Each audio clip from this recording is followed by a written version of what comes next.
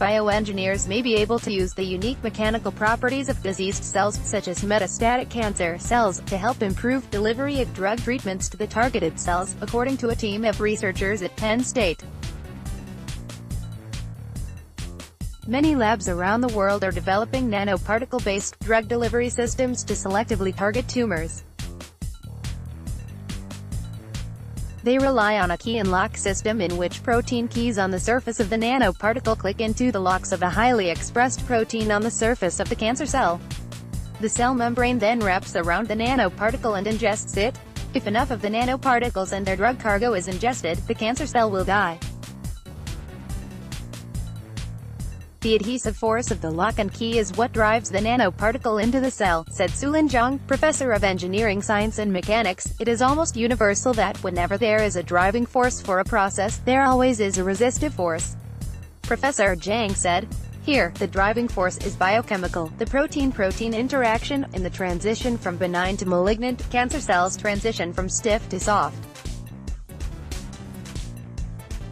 Mechanotargeting harnesses mechanics to improve targeting efficiency of nanoparticle-based therapeutic agents."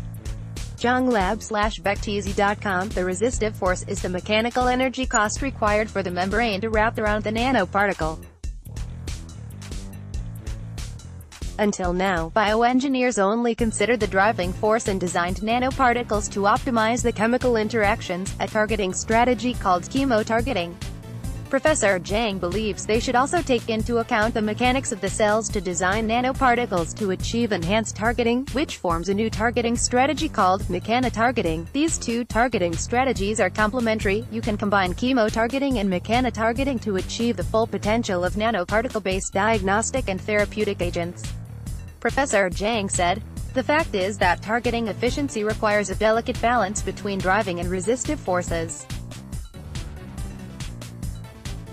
For instance, if there are too many keys on the nanoparticle surface, even though these keys only weakly interact with the non-matching locks on normal cells, these weak, off-target interactions may still provide enough adhesion energy for the nanoparticles to penetrate the cell membrane and kill the healthy cells. On the other hand, if the adhesion energy is not high enough, the nanoparticle won't get into the cell." In Mechanotargeting, Mechanics-Dependent Cellular Uptake of Nanoparticles, published online ahead of print in the journal Advanced Materials, Professor Zhang and the team report the results of experiments on cancer cells grown on hydrogels of variable stiffness. On soft hydrogels, the cells remained cohesive and benign and experienced a nearly constant stress that limited the uptake of the nanoparticles. But on stiff hydrogels, the cells became metastatic and adopted a three-dimensional shape, offering more surface area for nanoparticles to adhere, and became less stressed. Under this condition, the cells took up 5 times the number of nanoparticles as the benign cells. The nanoparticles are fluorescent, so we count the number of nanoparticles that get into the cell by the fluorescence intensity. We found that, in the malignant cells, the intensity is 5 times higher. Professor Zhang said, "That proves that mechanotargeting works."